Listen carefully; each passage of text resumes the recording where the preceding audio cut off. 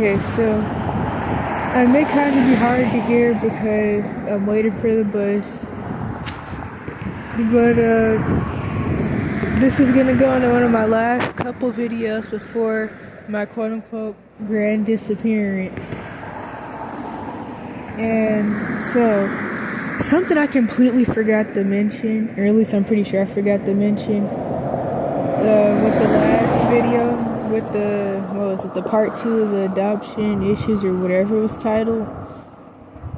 One of the things that goes along with like how occupancy limits and the HOA stuff is making a lot of kids homeless is that this also can go into why I wouldn't consider it safe to even really hang around anybody, especially quote-unquote white people that have subconscious and covert racial programming, which for one, the programming is the trauma-based mind control of white supremacy and all the things that go along with that is something that everybody of every ethnicity is under. So any and everyone would actually have to make it a conscious effort and choice to break free from that programming. And also people who don't believe that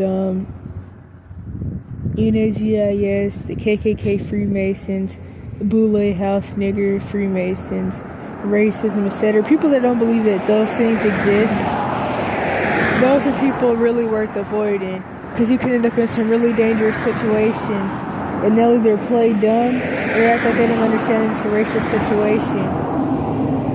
Because often with these racial HOA anti-quote-unquote black adoption situations, the people you know who like they're being told that if they let you come over to their house they'll get kicked out and stuff like that, most of them will act like they don't understand it's a racial situation and they'll deny it, and they'll act like it's okay for somebody to not be allowed over, or for somebody to like they'll just act like they'll pretty much just play stupid pretty much. I don't know how else to put it.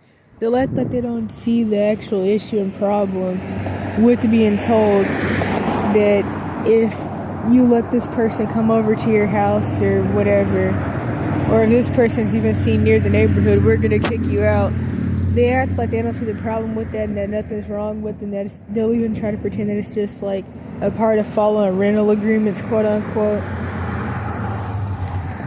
That's even why, especially with like how I know how funny acting people can be in situations like that, I'll often wonder if it's even true, if the person is just like lying and making up a reason for like why they don't want me around. Because it's also kind of like, could they really be that ignorant? But that's one of the things. So, and then it can even go back to like how people that live in their little happy la la land, because they feel like they're not racist, or maybe they aren't, or at least they don't have like the overt programming, they also wouldn't want to think that other people are, and so they live in this like stupid little la la land, and then that can also make them like act like they don't understand, or they can't see the issue in the situation and the real reason why they're being threatened for having you around and stuff like that.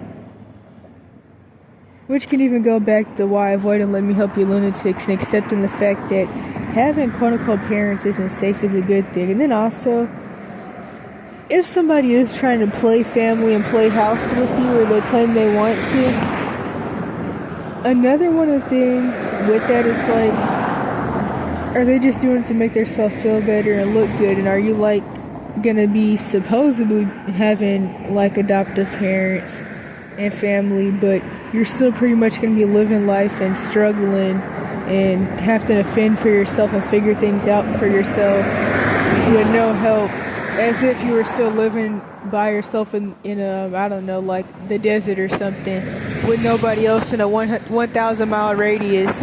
Is it going to be like that?